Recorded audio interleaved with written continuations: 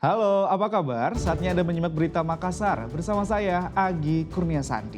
Sejumlah berita menarik akan kami sajikan untuk Anda dan berikut 3 berita utama hari ini. Gudang jasa ekspedisi di wilayah padat penduduk terbakar.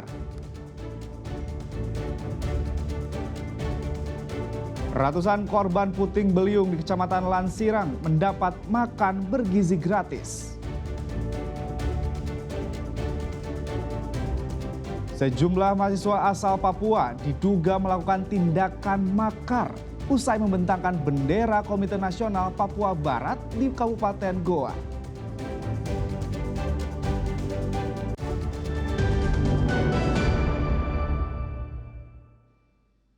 Sebuah gudang jasa ekspedisi di Kecamatan Talo, Makassar terbakar. Lokasi kebakaran yang berada di pemukiman padat membuat warga panik. Mereka takut api menyebar ke bangunan lain. Kebakaran di samping rumahku, Pak.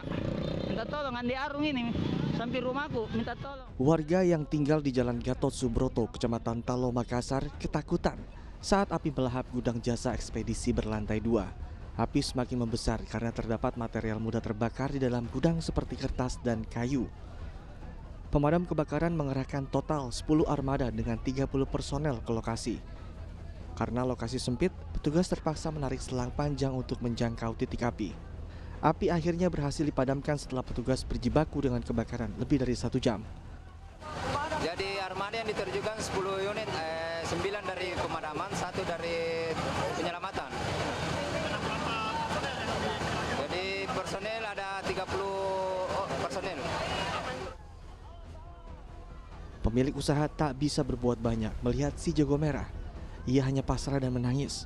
Menurutnya api pertama kali muncul dari lantai bawah, lalu menjalar ke seluruh bangunan. Dari bawah sini saya lihat, dari samping, kemudian naik menjalar ke atas. Iya. Bukan kayaknya karena tadi pas sebelum turun, sempat saya suruh anggota untuk matikan listrik. Iya. Polisi masih menyelidiki penyebab pasti kebakaran. Tidak ada korban jiwa maupun luka dalam peristiwa ini. Namun kerugian materi ditaksir mencapai ratusan juta rupiah, termasuk hangusnya seluruh barang kiriman pelanggan yang akan dikirim ke Kendari. Muhammad Sardi melaporkan dari Makassar. 2 pelaku pengeroyokan di Kelurahan Balangpina, Sinjai ditangkap polisi. Mirisnya, salah satu pelaku ternyata masih di bawah umur.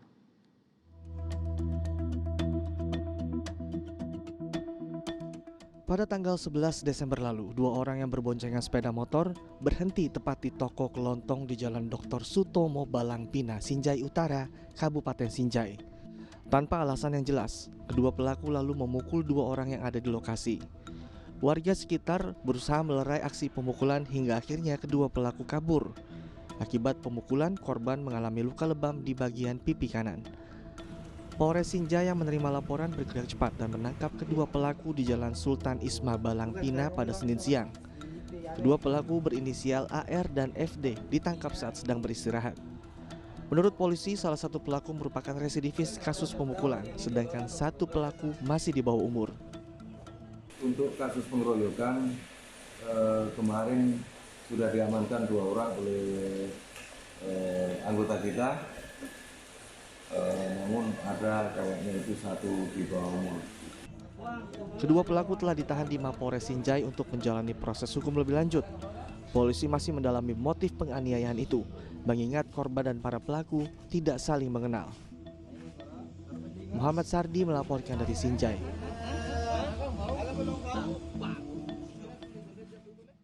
Dua pencuri ditangkap polisi tanpa perlawanan di Maros. Salah satu tersangka diketahui merupakan residivis kasus yang sama. Tim Resmo Polda Sulawesi Selatan mendatangi sebuah rumah di Kecamatan Tanra Lili, Maros pada Selasa dini hari. Rumah ini disinyalir menjadi tempat persembunyian pencuri berinisial AA. Polisi tak hanya menangkap AA, mereka turut menangkap BA yang merupakan rekan dari AA.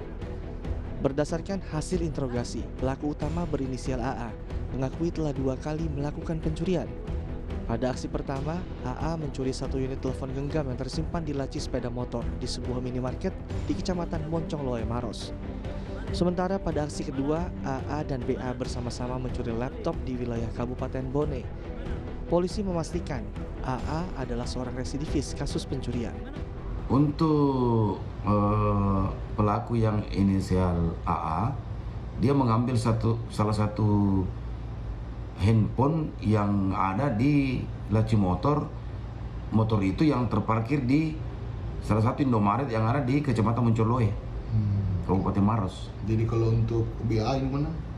Untuk pelaku yang inisial BA, dia mengambil 1 unit laptop di TKP-nya di Kabupaten Bone. Nah, itu Kedua pelaku dibawa ke Poskoresmo Polda Sulawesi Selatan untuk diperiksa lebih lanjut. Setelah diperiksa, kedua pelaku akan dipisahkan. Pelaku AA akan diserahkan ke Polsek Moncongloe, Polres Maros. Sementara pelaku BA akan diserahkan ke Polres Bone, mengingat lokasi pencurian yang berbeda. Raisa Habu melaporkan dari Maros. Tim gabungan Polrestabes Makassar menggagalkan aksi tawuran antar kelompok pemuda di Jalan Cendrawasih, Makassar. Polisi menangkap 3 terduga pelaku serta menyita sejumlah senjata tajam berupa anak panah. Saat berpatroli rutin pada Senin malam, tim Opsnal Polrestabes Makassar bersama unit Resmo Polsek Mamajang mendapati sekelompok pemuda saling serang di Jalan Cendrawasih, Kecamatan Mamajang. Polisi segera membubarkan aksi tawuran, kemudian melakukan penyisiran hingga ke Jalan Baji Pangaseng. Dalam penyisiran ini, 3 pemuda terduga pelaku tawuran berhasil ditangkap. Dugaan sementara, tawuran bermula ketika salah satu kelompok pemuda menyerang kelompok geng motor yang melintas menggunakan senjata tajam dan busur panah. Polisi menyita barang bukti berupa anak panah dan pelontar katapel. Ketiga pemuda kini menjalani pemeriksaan intensif di Polsek Mamajang. 1 orang ditahan karena terbukti memiliki senjata tajam. Sementara 2 pelaku lainnya yang berstatus di bawah umur diberikan pembinaan dan dikembalikan kepada keluarga. Dari personil Polsek Mamajang telah mengamankan sekelompok anak remaja yang konvoi berkendaraan. Kemudian setelah diamankan dan dilakukan pemeriksaan, ada beberapa remaja yang ditemukan barang bukti berupa busur padanya, sehingga personil membawa ke Polsek Mamajang untuk dilakukan proses selanjutnya. Polisi masih memburu sejumlah pelaku lain yang berhasil melarikan diri saat pembubaran tawuran. Muhammad Sardi melaporkan dari Makassar. Bea Cukai Sulawesi bagian selatan memusnahkan berbagai macam barang ilegal hasil penindakan sepanjang tahun 2025. Total potensi kerugian negara akibat peredaran barang ini mencapai lebih dari 21,6 miliar rupiah.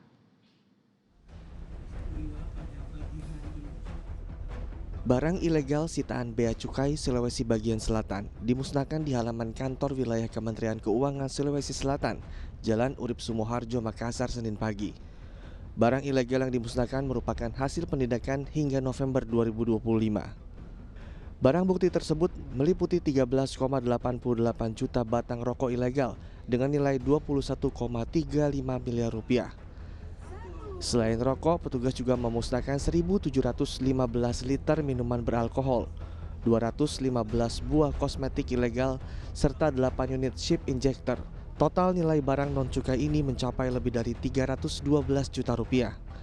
Proses pemusnahan dilakukan dengan cara dibakar dan ditumpahkan ke dalam wadah yang telah disediakan. Pemusnahan bertujuan untuk mencegah peredaran barang ilegal di masyarakat, serta memperkuat pengawasan kepabeanan dan cukai.